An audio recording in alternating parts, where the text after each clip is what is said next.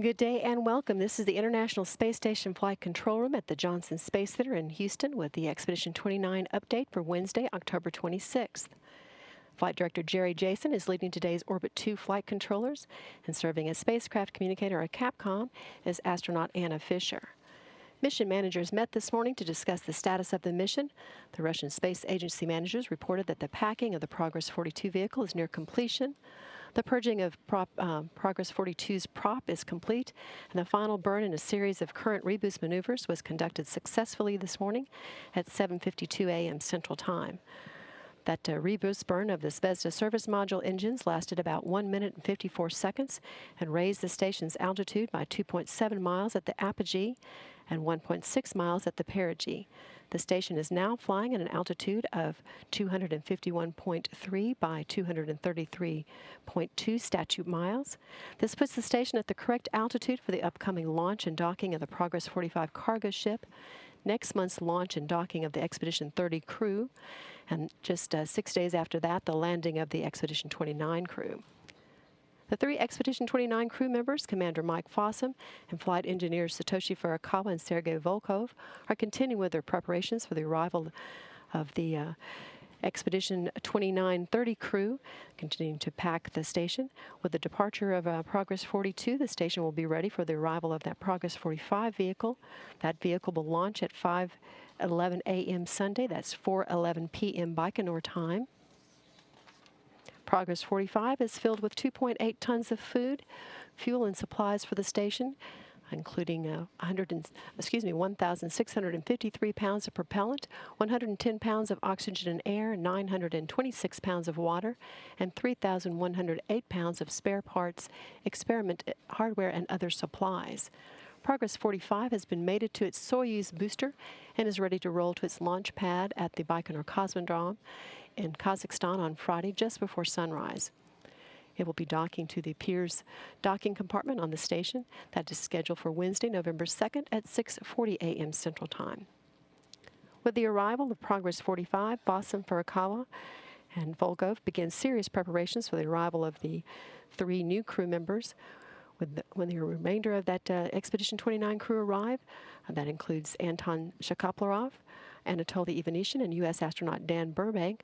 They are set to launch on November 13th on that Soyuz 28, docking with the station on November 15th. Fossum, Furukawa, and Volkov will then return to Earth on November 22nd, and Burbank will take command of the station, initiating the beginning of Expedition 30.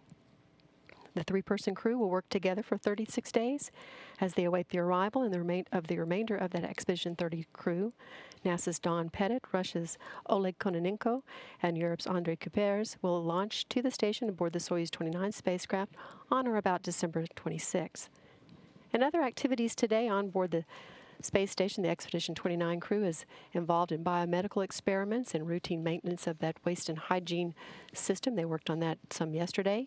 Fossum today will perform the SPRINT experiment. That is one of more than 100 experiments on board the space station. SPRINT is a resistance aerobic training study that evaluates the use of high-intensity and low-volume exercise training to minimize the loss of muscle, bone, and cardiovascular function. The principal investigator of that experiment is the university's Space Research Association in Houston, along with co-investigators at Ball State University in Indiana and Wiley Corporation in Houston. Investigators hope to prove that alternating days of high-intensity interval training with days of continuous aerobic exercises is more effective than the predominantly continuous aerobic exercise, which is the current standard care on board the station for the maintenance of cardiovascular function. Since yesterday's update, there have been 3 crew events, one that includes Furukawa with the Japanese Space Agency, one with Dusty Hill, vocalist and bassist of ZZ Top, and one with the Russians, the entire crew, including the Russian crew Volkov, with the International Space Olympiad. The crew also has an opportunity today to capture photographs of Victoria Seychelles, the volcano in Peru, the Chihuahua and Big Bend deserts of Texas and Mexico, and Hurricane Rina. The space station will be passing directly over Hurricane Rina today at 2:18 p.m. Central Time. NASA will begin televising that pass at 2:15 p.m. as the station begins its approach.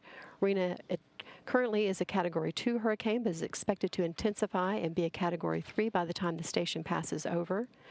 Rina threatens Cozumel, Cancun, and the rest of Mexico's Yucatan Peninsula, and is expected to hit Cozumel today and then begin moving over the Caribbean coast. Other interest of today is at 3 p.m. Central Time. There will be a pre-launch news conference of the Delta II launch Friday with the NPP satellite, and that will be broadcast on NASA TV out of Vandenberg Air Force Base in California. This is Mission Control Houston.